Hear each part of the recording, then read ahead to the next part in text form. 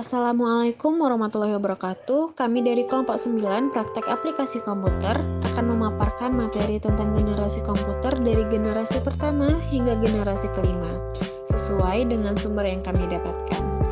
Komputer merupakan proses pengelolaan data sebagai alat bantu manusia untuk menjalankan pekerjaannya. Komputer yang telah digunakan sebagai media pengelolaan data sekarang adalah suatu evolusi panjang dari penemuan manusia berupa alat mekanik maupun elektronik. Saat ini ada 5 generasi komputer, yaitu generasi pertama, generasi kedua, generasi ketiga, generasi keempat, dan yang terakhir generasi kelima. Generasi pertama. Sejarah komputer pertama dimulai dari Charles Babbage pada awal abad ke-20 atau tepatnya pada tahun 1822. Pada tahun itu, Charles Babbage mencetuskan penegasan untuk membuat mesin penghitung otomatis yang dikenal dengan nama difference machine. Mesin Babbage sempat bekerja dengan baik, tetapi pada praktek pengembangannya tidak berjalan begitu mulus. Akhirnya pada tahun 1946, komputer generasi pertama ditemukan dengan tabung vakum sebagai komponen utama perangkat komputer tersebut. Beratnya hampir 30 ton. Tetapi hal ini sangat tidak efisien karena membutuhkan daya listrik yang sangat besar serta panas yang berlebihan. Generasi pertama ini masih menggunakan bahasa mesin yang hanya dimengerti oleh komputer itu sendiri. Inputnya menggunakan sebuah pita kertas dan outputnya yaitu berupa printer yang mana pada waktu itu membutuhkan dana sebesar $1 juta untuk mendapatkannya. Jenis komputer dari generasi pertama diberi nama dengan ENIAC yang dibuat oleh John Adam dan John Mauchly. Nah, tau nggak sih guys, ternyata ENIAC dibangun menggunakan 18.000 tabung vakum yang berukuran 18.000 kaki serta berat mencapai 30 ton. Wow, maka tak heran jika komputer pertama ini memiliki ukuran sekitar 500 meter persegi, lebih kurang sebesar lapangan bola basket. Nah, di dalam perangkat tersebut berisi sekitar 75.000 relay dan saklar, 18.000 tabung hampa udara, 70.000 resistor, dan 10.000 kapasitor. Spesifikasi komputer generasi pertama ini adalah menggunakan bahasa yang disebut dengan bahasa mesin, bahasa pemrogram yang sangat sulit dipahami oleh manusia. Mesin komputer generasi pertama ini ternyata sangat mahal. Namun sayangnya, kemauan dari komputer generasi ini sangat terbatas, sehingga untuk memecahkan suatu masalah yang ada dalam suatu waktu memerlukan waktu yang cukup lama. Komputer generasi kedua. Generasi tabung vakum mengalami perkembangan sehingga tergantikan oleh teknologi transistor sebagai komponen utama yang sangat canggih.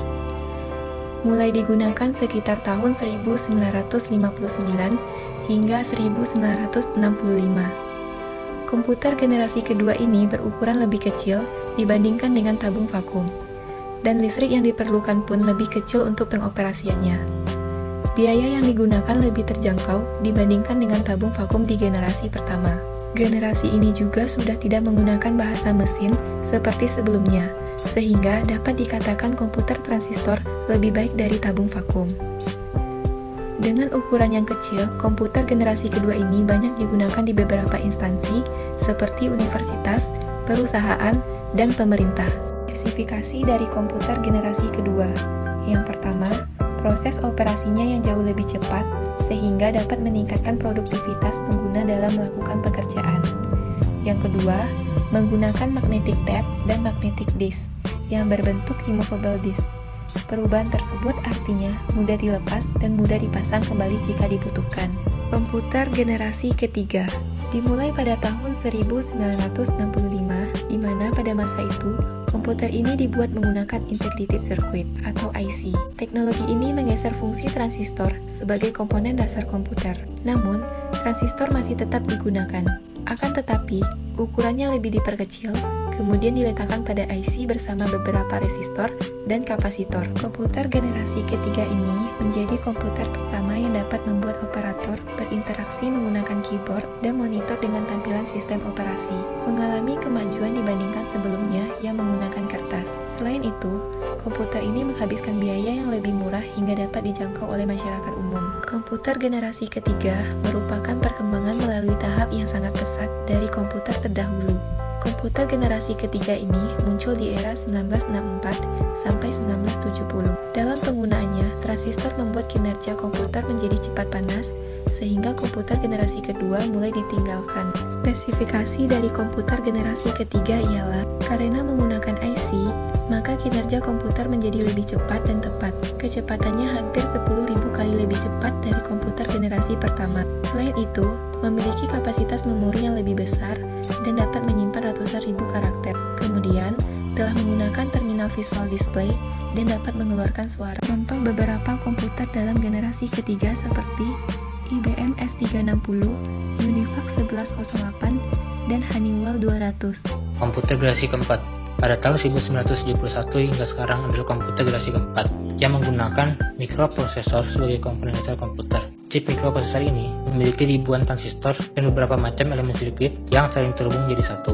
Dari periode inilah, Intel menjadi perusahaan yang paling berpengaruh terhadap perkembangan chip mikroprosesor, merupakan cikal bakal perkembangan komputer canggih seperti sekarang ini. Komputer melanjutkan evolusinya menuju ukuran lebih kecil. Dari komputer yang berada di atas meja, jadi komputer yang dapat dimasukkan ke dalam tas atau laptop. Pada tahun 1971, IBM menciptakan komputer yang desain khusus untuk kalangan rumahan. Pada tahun 1985, perusahaan Apple mengeluarkan sistem operasi komputer yang bernama Macintosh. IBM PC bersaing dengan Apple Macintosh dan memperebutkan pasar komputer. Spesifikasi dari komputer generasi keempat yaitu, yang pertama, penggunaan mikroprosesor dengan teknologi VLSI. Yang kedua, harga jauh lebih murah dari generasi sebelumnya. Beberapa contoh produk komputer generasi keempat adalah Apple I, Apple II, Macintosh, dan IBM 4341. Komputer generasi kelima. Komputer generasi kelima merupakan komputer yang mulai menggunakan mikroprosesor dengan teknologi ULSI. Teknologi yang memungkinkan pemadatan 10 juta komponen di dalam sebuah mikroprosesor. Komponen komputer generasi kelima menggunakan parallel processing atau pemrosesan secara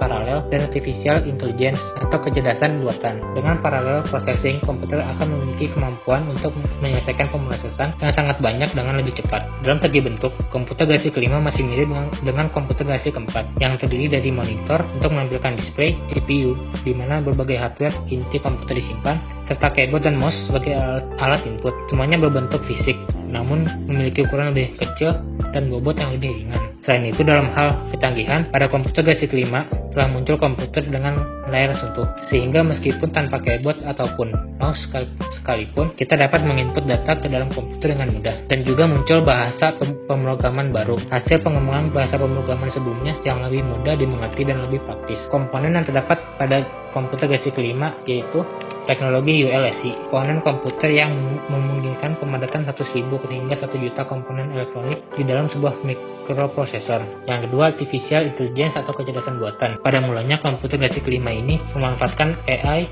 dalam tingkat rendah, namun penggunaan AI ini terus berkembang seiring dengan perkembangan komputer. Beberapa tipe dalam komputer generasi kelima meliputi IBM PC 5150BM, 5140 PC convertible atau laptop, Macintosh 128K, dan MacBook. Spesifikasi komputer generasi kelima yang pertama yaitu pemrosesan informasi yang jauh lebih cepat, ukuran komputer yang semakin compact dan minimalis. Yang ketiga, kemampuan multimedia yang jauh lebih baik dibandingkan dengan generasi keempat. Dan terakhir, fitur-fitur yang semakin banyak.